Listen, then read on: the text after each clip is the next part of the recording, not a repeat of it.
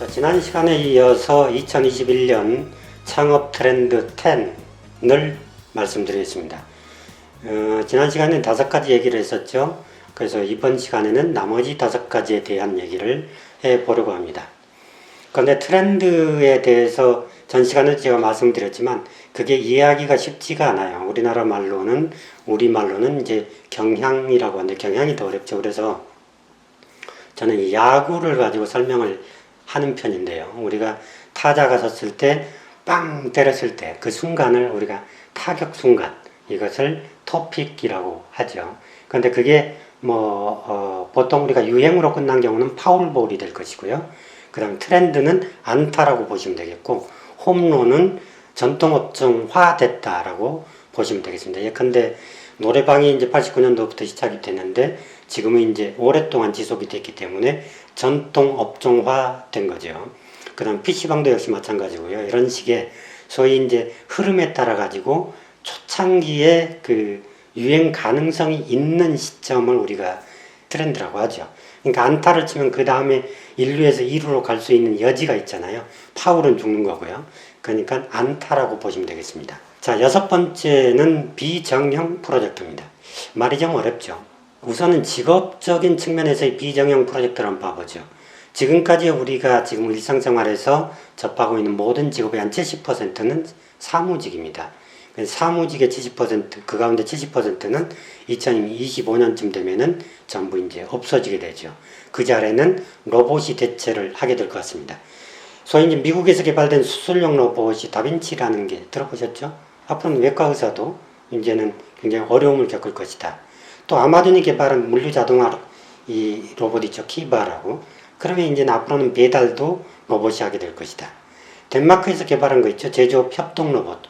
이 코봇이라고. 그래서 그동안의 제조업 로봇은 계속 발전이 되어 왔으니까 그건 계속 그대로 이어가겠죠. 일본의 애완견 로봇은 아이보라고 여러분들이 들어봤겠습니다. 그래서 앞으로는 이제 애완견도 실제로 동물이 아니라 애완견하고 같이 놀면서 애완견이 내 말을 들어주고 또는 경우에 따르면 청소까지 해줄 수 있는 그런 심리적인 안정 또는 물리적인 지원까지도 해줄 수 있는 그런 애완견이 나오지 않을까요? 그래서 앞으로는 그런 직업을 많이 앗아가는 소위 비정형 프로젝트로 갈 것이다. 창업 측면에서 잠깐 볼까요? 그러기 위해서는 제가 영상 하나를 좀 보여드릴 필요가 있겠네요. 최근에 이제 3억 뷰가 올라온 굉장히 히트한 우리나라 영상이 있는데요. 잠깐 영상을 보고서 얘기를 이어가도록 하죠. 내려온다 봄이 내려온다 손님 깊은 곳으로 한짐승이 내려온다 두의 머리를 흔들며 양귀쭉 찢어지고 이 깊은 곳으로 한짐승이 내려온다 두의 머리를 흔들며 양귀쭉 찢어지고 몸은 얼쑥덜쑥 소리는 자스 한 마리 온다 동해 같은 앞다리 전동 같은 뒷다리 새나 같은 발을 도구로 없는 사람의 보셨습니까? 이날치라고 범 내려온다라고 이미 들어보셨을 겁니다. 이게 가만히 보면 댄스도 아니고 무용도 아닌 것이 그저 막춤같이 막 느껴지죠. 근데 묘하게 그게 홀리는 느낌을 받습니다. 이 소위 퓨전 춤인 거죠. 근데 이걸로 해서 글로벌 스타가 됐어요. 근데 이 안에 들여다보면 프로듀서라는 직업과 소리꾼이라는 직업과 그 다음에 댄서 팀이 결합한 비정형 프로젝트입니다. 과거에는 정형화된 게 이제 프로듀서가 정형화되어 있는 거고 소리꾼은 또 정형화된 직업이죠.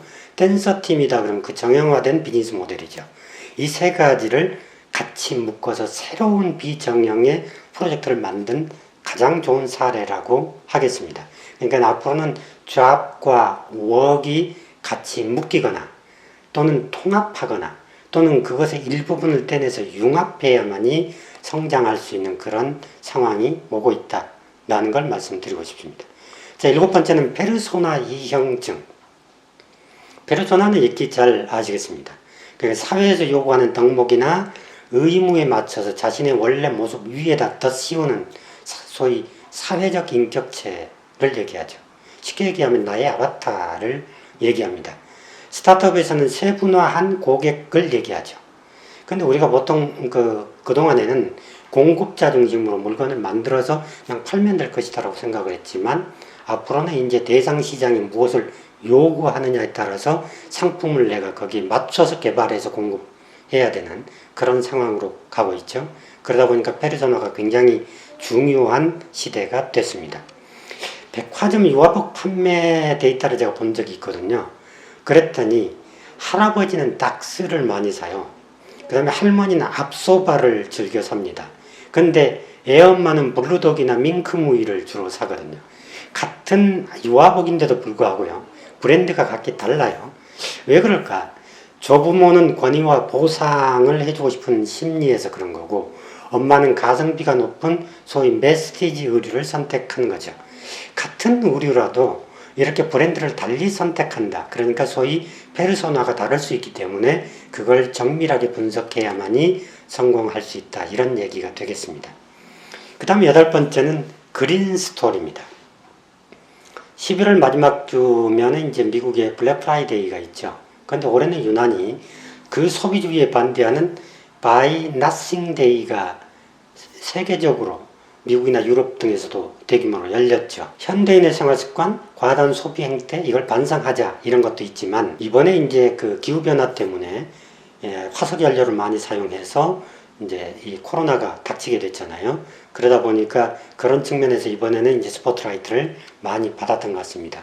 그로 인해서 이번에는 전년 대비해서 절반도 판매하지 못했다고 그러죠. 자, 이제 상품은 자연 친화적이어야 된다 이런 뜻입니다. 친환경 생활 방식이라는 게 단순히 채식을 즐기고 유기농 위생 제품을 사용한다 뭐 이것에서 의미하는 게 아니라 앞으로는 이산화탄소를 줄이고 지속 가능한 재료를 더 사용하고 포장을 간소화하기 위해서 기업이 노력해야 된다 이런 뜻입니다. 최근엔 사회공헌을 넘어서 ESG라는 단어가 뜨고 있죠.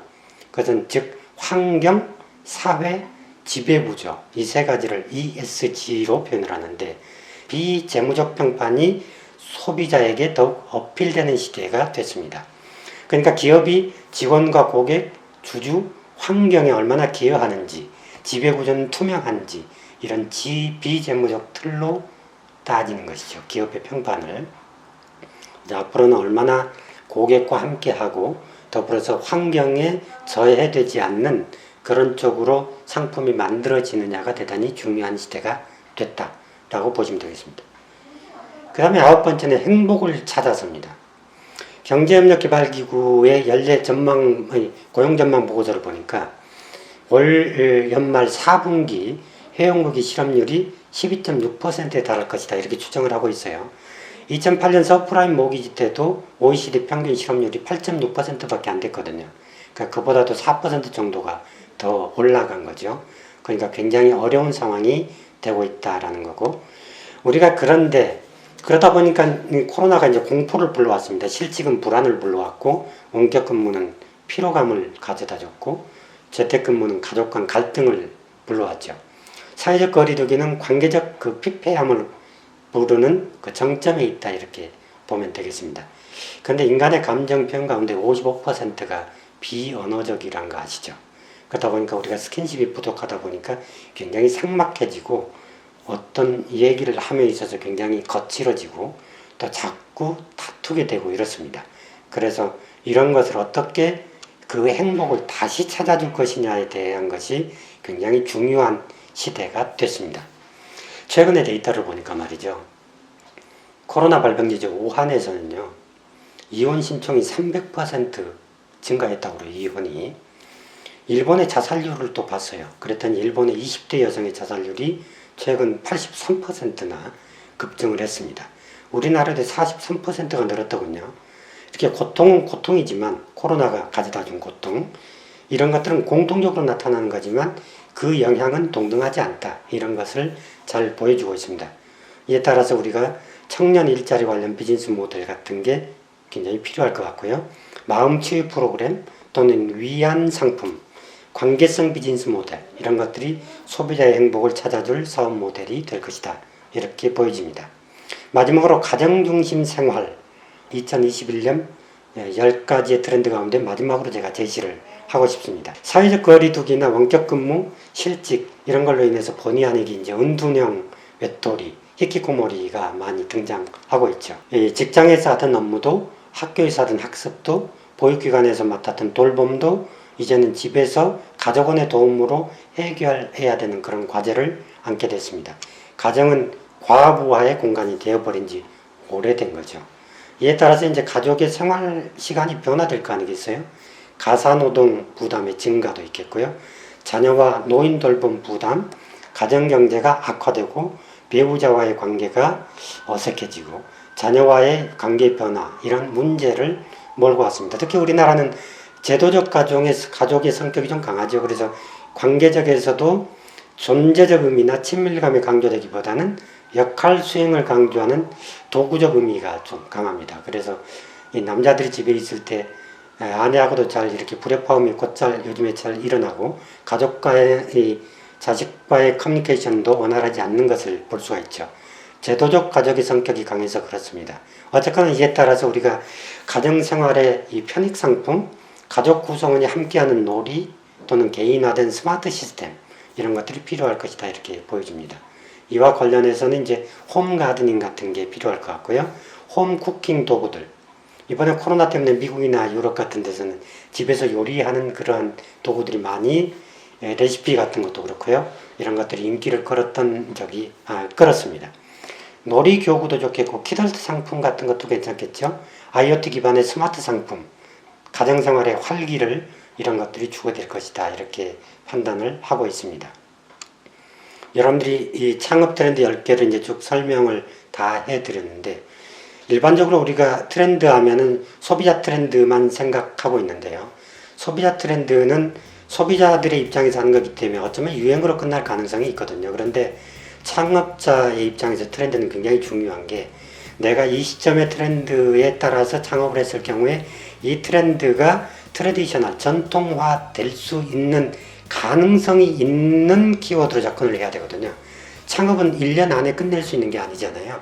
그러니까 2021년에 창업을 했다고 할지라도 22년, 23년, 최장 5년 이상 계속 이렇게 장기적으로 가야 되는 게 창업이기 때문에 이 트렌드가 소비 트렌드하고는 약간 다르다는 것도 여러분들이 인식을 할 필요가 있겠습니다. 이번에 소개해드린 10가지 잘 판단해 보시고 어떤 트렌드가 나한테 잘 맞는지 그거에 따라서 비즈니스 모델을 재구조화 해볼 필요가 있을 것 같습니다. 고맙습니다.